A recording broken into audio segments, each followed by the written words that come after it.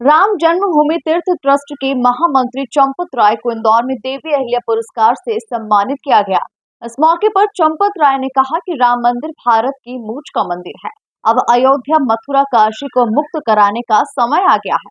इस मौके पर ताई सुमित्रा महात्वा ने भी संघ सुप्रीमो के सामने अहिल्या गाथा सुनाई। देखिए खास रिपोर्ट। इंदौर में सोमवार को देवी अहिल्या राष्ट्रीय पुरस्कार श्री राम भूमि तीर्थ क्षेत्र के महासचिव चंपत राय को दिया गया। उन्हें यह पुरस्कार आरएसएस प्रमुख मोहन भागवत ने दिया। इस मौके पर पूर्व लोकसभा स्पीकर सुमित्रा महाजन ने कहा कि पहले देवी अहिल्या का उत्सव सादगी से मनाया जाता था, लेकिन वर्ष 1995 के बाद अहिल्या मां की कीर्ति के अनुसार समारोह का स्वरूप बढ़ता गया। साल भर कुछ न कुछ आयोजन होते रहते हैं। मैं 1975 के आसपास इस समिति से जुड़ गई थी, एक साधारण कार्यकर्ता। धीरे धीरे मुझे जिम्मेदारी दी गई। पहले 2-3 कार्यक्रम होते थे, फिर मुझे कहा गया कि अब आप एक आध महिलाओं का भी कार्यक्रम किया करो। तो महिलाओं को सम्मेलन, महिलाओं की कोई और स्पर्धा ये शुरू कर दी और आते आते ये जिम्मेदारी धीरे धीरे मेरे सिर पे आ गई। आप सबके सहयोग से अहिल्या उत्सव का स्वरूप माता अहिल्या के कीर्ति के अनुसार इतना भव्य बनता गया कि ग्रामीण क्षेत्र में भी बहुत उत्साह से, जो पहले से जहाँ बनता था उससे भी ज़्यादा बनना शुरू हो गया। 1995 में अहिल्या माता की 200वीं पुण्यतिथि थी और 200वीं पुण्यतिथि पर टिकट जारी करना वगैरह कुछ काम तो हो गया, मगर सबके मन में था समिति के कि कुछ विशेष अब हम शुरू करें काम।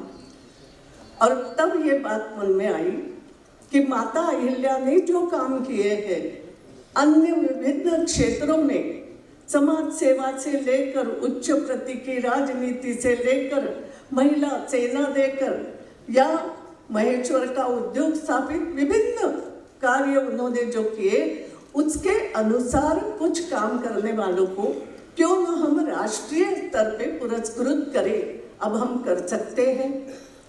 और 1995 में हमने अहिल्या, देवी अहिल्या राष्ट्रीय पुरस्कार की स्थापना की।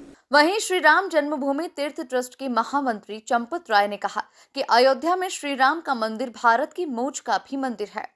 मंदिर कार्य पूर्ण होने से पूरी दुनिया में भारत और हिंदू समाज की प्रतिष्ठा को 4 चांद लगे हैं। मैं निमित्त मात्र हूँ। वैसे तो हिंदुस्तान के अंदर कई हजार मंदिर तोड़ने का वर्णन है। 3000 मंदिरों के विध्वंस का वर्णन किताबों में पाया जाता है।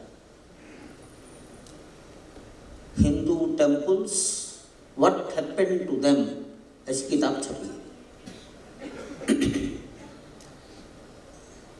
अयोध्या में भी 3 मंदिरों के ध्वंस की गाथा ब्रिटिशर्स के गजेटियर में पाई जाती है।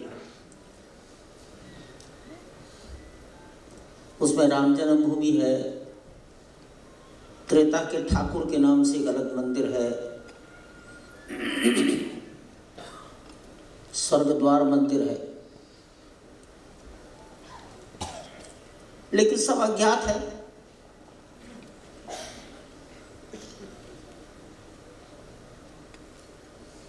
मार्च 1983 को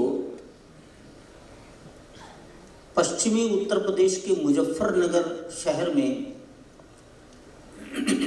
संघ के कार्यकर्ताओं ने एक हिंदू सम्मेलन का आयोजन किया था। उसमें बैनर लगाया गया था हिंदू जागरण मंच।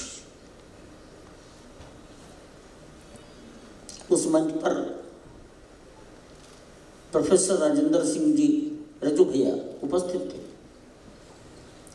देश में 2 बार कार्यवाहक प्रधानमंत्री रहे गुलजारीलाल नंदा जी उपस्थित थे और पश्चिमी उत्तर प्रदेश में एक कस्बा है जिसे पीतल नगरी कहा जाता है, मुरादाबाद। वहां से 5 बार कांग्रेस के विधायक रहे दाऊदयाल खन्ना भी उपस्थित थे। दाऊदयाल जी कई वर्षों से ये बोल रहे थे कि अयोध्या, मथुरा, काशी के स्थानों को मुक्त करने का समय आ गया है। अनेक जगह लोगों ने सुन लिया। तो इस मुजफ्फरनगर के 6 मार्च 1983 के सम्मेलन में वो बुलाए गए, आए। और जब उनके बोलने का अवसर आया तो वही 2-4 मिनट ये बोला और बैठ गए। मुजफ्फरनगर ग्रामीण जिला है, योद्धाओं का जिला है, जाट समाज का। अपने कद से ऊंची लाठी लेकर चलने वाले लोग हैं। जयकार हो गई। सब आश्चर्यचकित रह गए, बाबूजी ने क्या बोल दिया। कौन कौन आश्चर्यचकित हुआ, किसने क्या बोला, इस चैप्टर को मैं यहीं बंद करता हूं। अशोक जी उस मंच पर नहीं थे। रज्जू भैया अशोक जी को अपना छोटा भाई मानते थे। उनको वो विश्व हिंदू परिषद में आ चुके थे।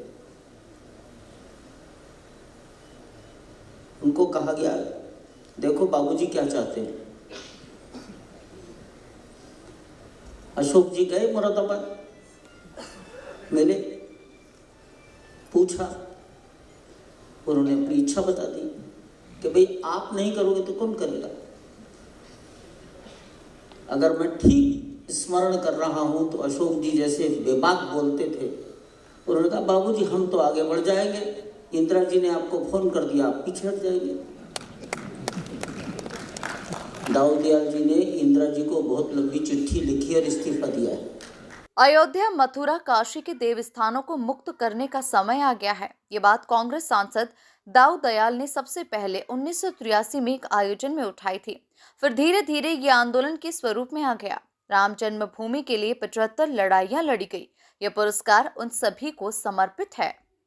आंदोलन अशोक जी ने अंगीकार कर लिया, लेकिन अशोक जी ने यह भी कहा कि साधुओं को यह बात समझ में आनी चाहिए। ये घटना है 6 मार्च 1983 के बाद संतों को बुलाया गया दिल्ली अप्रैल 1984 में, 7 अप्रैल 8 अप्रैल, विज्ञान भवन दिल्ली का।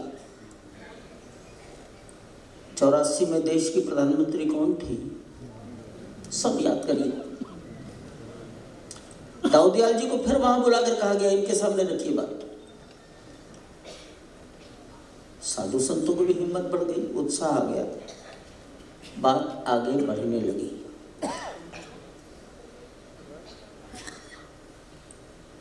तब क्षेत्रीय अध्ययन हुआ तो पता लगा देश तो जानता ही नहीं इस घटना को कि राम जन्मभूमि पर कोई इस प्रकार का ढांचा खड़ा है जिसको बाबरी मस्जिद कहते हैं।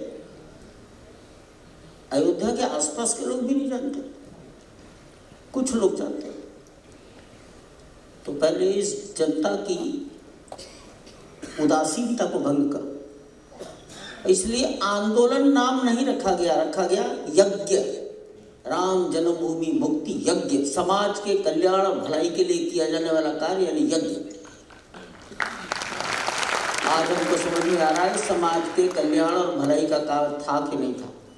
अतिथियों का स्वागत अशोक डागर, राम मुंदड़ा, सरयू वाघमारे, सुधीर दांडेकर, सुनील धर्माधिकारी, नीलेश केदार ने किया। संचालन नितिन माहेश्वरी ने किया। Bureau report, MP news, Indore.